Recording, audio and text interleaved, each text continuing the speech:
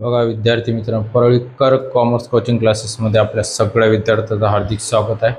आपण आता बघणार आहोत बीकॉम कोर्स सेमला स्टॅटिस्टिक्स. जो तुम्हाला स्टॅटिस्टिक्स सब्जेक्ट दिलेला आहे त्या स्टॅटिस्टिक्स सब्जेक्टमध्ये स्टँडर्ड डिव्हिएशन काय बघत आहोत आपण. स्टँडर्ड डिव्हिएशन स्टँडर्ड डिव्हिएशनचे सध्याच्या परिस्थितीमध्ये पेपर्स खूप लवकर असल्यामुळे तुमचा पेपर हा खूप लवकर असल्यामुळे आणि वेळेच्या अभावी मी तुम्हाला आता लवकरात लवकर हे कंटिन्यू सिरीज, इन्क्लूड मेथड आणि कम्युनिटी सिरीजचे असे यावेळेस ओल्ड पॅटर्नला जे एक गणित सिंपल वन गणित तुम्हाला सेंड करत आहे. त्यामुळे कसं आहे, तुम्ही याच गणितावरती अभ्यास करत आणि याच गणिताने याच स्टेपमध्ये येणार आहेत. गणित स्टेप बदलत नाही. त्यामुळे कंटिन्यू सिरीजचे फर्स्ट एकही गणिताचा एक्झाम्पल अगर तुम्ही प्रॅक्टिस केलेली असेल तरी तुम्हाला गणित सोडवता येणार. बघा आता कंटिन्यू सिरीज आपण बघणार आहोत. कोणती सिरीज बघणार आपण? Continue series. कोणती series? Continue series. Standard deviation मध्ये कंटिन्यू सिरीज. सिंपल सिरीज झाली, स्टँडर्ड आणि डिस्क्रीट सिरीज झालेली आपली. तर त्या गणितांमध्ये हे तुम्हाला कंटिन्यू सिरीज मध्ये सर कंटिन्यू सिरीज कशी ओळखायची? कंटिन्यू सिरीज मध्ये ग्रुप दिलेला असतो. काय दिलेला असतो? ग्रुप दिलेला असतो. काय दिलेला असतो? ग्रुप दिलेला असेल. ग्रुप दिलेला असेल तर तुम्हाला आता थीटा अपॉन ए काढण्यासाठी अगर ए म्हणजे मीन तर येतेच विद्यार्थी मित्रांनो तुम्हाला. मग ए म्हणजे मीनची अगर ग्रुप दिलेला असेल तर ग्रुपमध्ये काय काढावं लागते? एमव्ही काढतात. काय काढत असतात? एमव्ही काढावं लागते. काय काढावं लागते? एमव्ही काढावं लागते. मग एमव्ही काढण्यासाठी विद्यार्थी मित्रांनो पहिले सुरुवातीला आपल्याला काय काढायची? एमव्ही काढायची. काय काढायचे? एमव्ही काढायची. मग एमव्ही काढल्यानंतर मग एमव्ही कशी काढतात सर? तर एमव्ही म्हणजे या ग्रुपची दिलेली संख्या या दोघांची ऍडिशनल करायची. काय करायची? ऍडिशनल. पालास करा. पालास म्हणजेच ऍडिशनल करा. ऍडिशनल केल्यानंतर त्याला डिवायडेशन काय करायचं? 2. आता 0 आणि 10 यांची अगर ऍडिशनल केली तर 10 येते आणि 10 ला डिवायडेशन करा 2 नी, म्हणजेच त्याला डिवायडेशन केलं तर ते येणार आहे 5. त्यानंतर 20 प्लस 10 आहे ना, यांची ऍडिशनल करा 30 येणार आहे. किती येणार आहे? 30. आणि 30 त्याला डिवायडेशन करायचं 2 म्हणजेच 50 येणार आहे ना. म्हणजे बघा विद्यार्थी मित्रांनो, आता तुम्हाला याचा डिफरन्स जो दिलेला आहे तो 10 चा डिफरन्स आहे. 25, 35, 45, 55 आणि 65. 5, 15, 25, 35 65. बघा तर 65. आता त्यानंतर आता आपल्याला 5, 15 हे काढलेले आहे तुम्ही एमव्ही. काय काढलेले आहे तुम्ही? एमव्ही. काय काढलेले विद्यार्थी मित्रांनो? एमव्ही. मग आता आपल्याला याचा काढायचा आहे तुम्हाला डीएक्स. काय काढावं लागते? डीएक्स काढण्यासाठी कोणतीही एक संख्या चॉईस करायची. काय करायची विद्यार्थी मित्रांनो? चॉईस करायची. म्हणजे हा तुमचा 5 स्मॉल संख्या चॉईस करायची. मी तुम्हाला नेहमी सांगितलेलं आहे की कोणती संख्या चॉईस करायची? स्मॉल संख्या. म्हणजे बेरीज प्लसच येणार, कोणतेच मायनस प्लस येणार नाही. याच्यामध्ये कोणतीही संख्या चॉईस करा, गणित आन्सर एकच येणार. परंतु तुम्हाला सांगतो एकदम सोपी, मायनस आणि प्लस, मायनस प्लस या गोष्टीपासून झंझटच नाही कोणत्याच गोष्टीचं. बिलकुल सरळ सोप्या पद्धतीमध्ये आणि एकदम इझी पद्धतीमध्ये मी तुम्हाला सांगत आहे. म्हणजेच या सगळ्या स्मॉल संख्या प्रत्येक गणितामध्ये स्मॉल संख्या येणारच. 5 मधून 5 गेले 0 राहतात. 15 मधून 5 गेले तर 10 राहतात. या 25 मधून 5 मायनस करा 20 राहतील. 35 मधून 5 मायनस करा 30 राहतील. 45 मायनस 5 म्हणजेच किती राहतात तुम्हाला? 40. म्हणजे ही जी संख्या तुम्ही चॉईस केलेली असेल सगळ्यात स्मॉल संख्या, त्या संख्यामध्ये काय होते तुम्हाला मायनस करावं लागते 50 आणि हे येणार आहे 60. म्हणजे 65 मधून 5 मायनस केले तर आता ही जी संख्या DXI या संख्या कोणत्या टेबलला येतात? कोणत्या टेबलमध्ये बसतात? 10च्या टेबलला. कोणत्या टेबलमध्ये बसतात? 10च्या. मग 10 लिहायचं. मग 10 0चा 0, 10 1चा 10, 10 2चा 20, 10 3चा 30, 10 4चा 40, 10 5चा 50, 10 6चा 60. FDXI काढायचा. आता काय काढायचं आपल्याला? FDXI. म्हणजेच फॉर्म्युल्यामध्ये तुम्हाला जे दिलेले असेल त्याची ऍडिशनल करावं लागते. तर FDXI काढण्यासाठी फ्रिक्वेन्सीनं या DXI ला काय करायचं आहे तुम्हाला? मल्टिप्लिकेशन. फ्रिक्वेन्सीनं DXI ला काय करायचं? मल्टिप्लिकेशन. या फ्रिक्वेन्सीनं या DXI ला मल्टिप्लिकेशन. या फ्रिक्वेन्सीनं या DXI ला करत असतात मल्टिप्लिकेशन. काय करत असतात? मल्टिप्लिकेशन. फ्रिक्वेन्सीनं DXI ला मल्टिप्लिकेशन. बघा 10 आहे फ्रिक्वेन्सी, पहिली संख्या. 10 नी या 0 ला मल्टिप्लिकेशन केलं 0च येणार. 51चा 50, 25 2चा 100, हा 25 3चा 75 सॉरी 20 बरोबर आहे हे इथं चुकलं आपलं 25 2चा 50 25 2चा किती येणार 50 25 3चा 75 10 4चा 40 10 5चा 50 आणि 5 6चा 30 चला म्हणजेच बघा आता ह्या निघालेल्या आपल्या FDX आहे काय निघाला FDX आहे आणि या थीटासाठी कशासाठी थीटासाठी म्हणजे हे झालेलं आपलं मीन अगर मीन बी विचारलेलं असेल तुम्हाला 4 मार्कला तर या स्टेप मध्ये सोडवायचं आणि तुम्हाला त्यानंतर थीटासाठी आपल्याला काय काढायचं असतं FDX याचा स्क्वेअर काय काढायचा स्क्वेअर FDX याचा स्क्वेअर म्हणजे त्या संख्येचा स्क्वेअर करायचा नाही त्या संख्येचा स्क्वेअर करायचा नाही मग आता काय करायचं आपल्याला संख्येचा स्क्वेअर नाही करायचा तर या FDX आहे ना आयला मल्टिप्लिकेशन FDX आहे ना आयला मल्टिप्लिकेशन मग FDX आहे ना आयला मल्टिप्लिकेशन करताना 0 चा 0 51 चा 15 15 चा 22 चे 100 52 चा 100 75 3 चा 2 to 5 म्हणजे 225 बघा नाही तर 75 into 3 आहे ना 3 5 चा 5 3 5 चा 5 3 7 चा 21 आहे ना कॅरी होता याच्यामध्ये प्लस करायचं 1 म्हणजे 22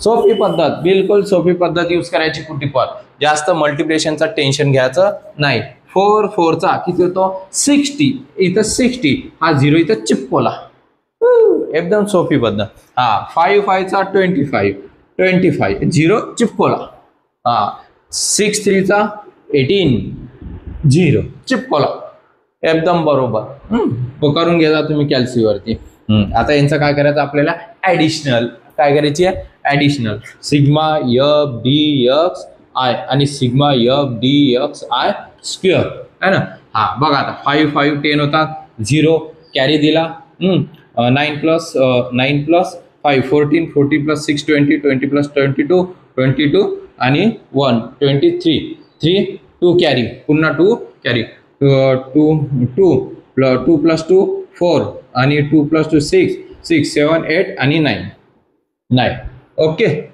त्यानंतर यांची ऍडिशनल FDX ची ऍडिशनल 5 प्लस 5 0 10 आला कॅरी दिला 5 प्लस 4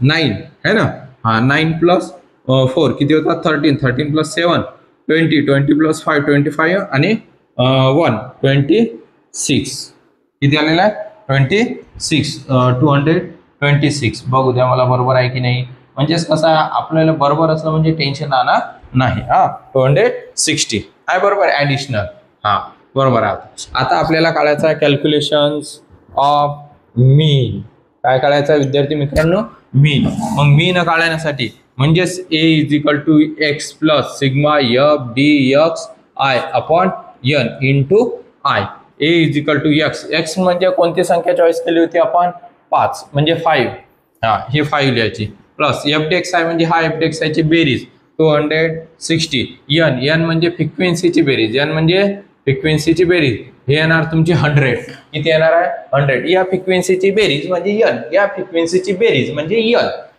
फ्रिक्वेन्सीची बेरीज म्हणजे n म्हणजे 100 इंटू I म्हणजे ही संख्या कोणत्या टेबल मध्ये होती त्या 10च्या टेबलला होती म्हणजेच इथं 10 लिहायचं A = 5 प्लस आता वरच्या संख्येसोबत मल्टिप्लिकेशन हे मल्टिप्लिकेशन करा विद्यार्थी मित्रांनो म्हणजे 1 0 आहे 0 चिपकून द्यायचा 100 A = 5 प्लस मी तुम्हाला सांगितलं कोणत्या संख्याला 100 ने 1 ने मल्टिप्लिकेशन केलं 2 0 आहे 2 पॉईंट द्या संपलं हे कट करून द्या म्हणजे 26 प्लस 5 किती होता 31 हे आलं आपलं मीन काय आलेलं आपलं मीन आता मीन मिळाला आता काढायचं आपल्याला स्टँडर्ड थीटा मग इथं लिहायचं कॅल्क्युलेशन्स ऑफ स्टँडर्ड डिव्हायशन्स पूर्ण लिहून घ्यायचं विद्यार्थी मित्रांनो तुम्ही थीटाचा फॉर्म्युला काय शिकवलेला आहे sigma FDX square upon n minus sigma FDX upon n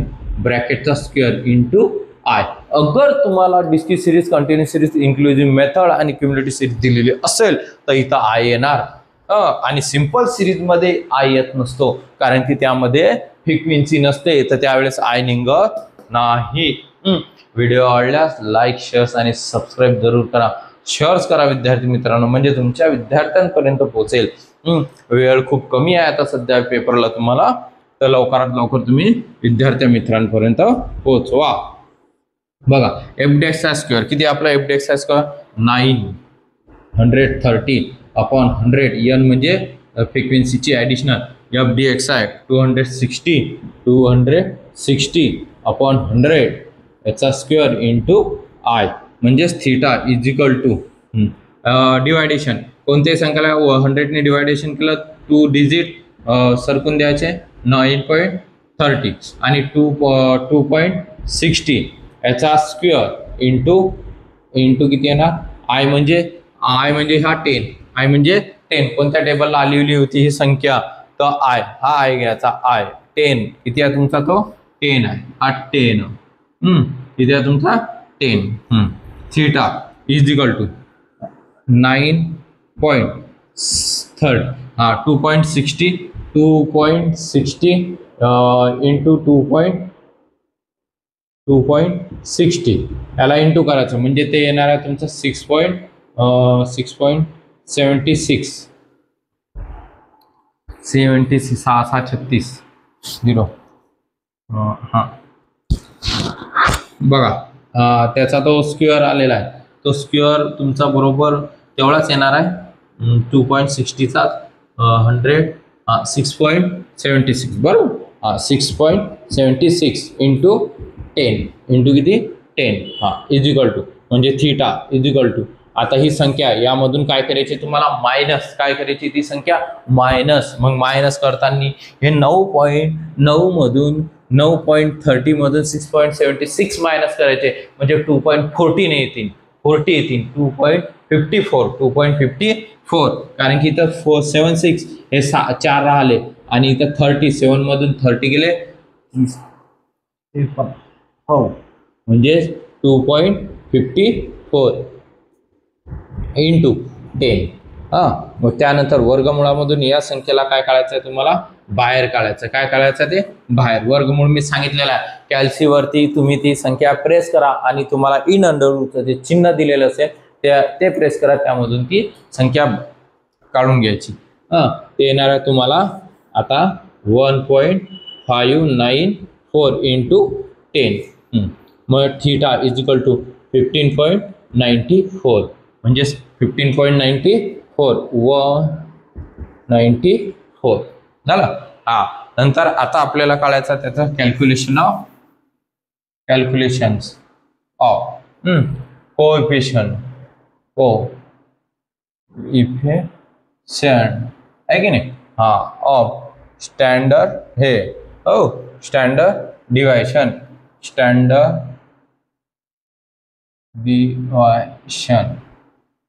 standard deviation calculation of coefficient of standard deviation यासाठीच आपण सगळं हे दाखवलेलं आहे. त्यानंतर theta is equal to theta upon A C theta into झालं. अगर समजा तुम्हाला इथं हेडिंग मध्ये व्हेरिएशन दिलेलं असेल, बघा जर माझ्याच्याने झालं तर मी तुम्हाला व्हिडिओ तो व्हेरिएशनचाही सेंड करेन, पण तसं सोप्या पद्धतीमध्ये सांगतो मी तुम्हाला. इथं अगर व्हेरिएशन विचारलेलं असेल तर काहीच नाही करायचं विद्यार्थ्यांना, सेम याच पद्धतीनं गणित सोडायचं आहे आणि इथं इंटू काय करायचं तुम्हाला 100 करायचं असते आणि त्या वरच्या संख्येसोबत मल्टिप्लिकेशन करायचं आणि ते डिवायडेशन दाखवायचं व्हेरिएशन दिलेलं असेल तर.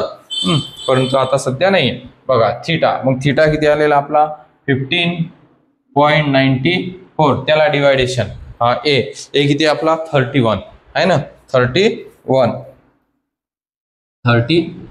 म्हणजे C theta is equal to तो येणार तुमचा 0.51 येणार. म्हणजेच हा आलेला तुमचा calculation of standard deviation continue series. कोणती सिरीज आहे कंटिन्यू सिरीज. सेम याच पद्धतीमध्ये इन्क्लुझिव्ह मेथड सुद्धा आहे, ते पण आपण नेक्स्ट लेक्चरला बघून घेऊ. व्हिडिओ आवडल्यास लाईक शेअर्स आणि सबस्क्राईब जरूर करा. जय हिंद, जय महाराष्ट्र. बोल बघून घे. तुम्हाला वाटत असेल स्क्रीनशॉट काढून घ्या आणि आपण नेक्स्ट लेक्चरला भेटू.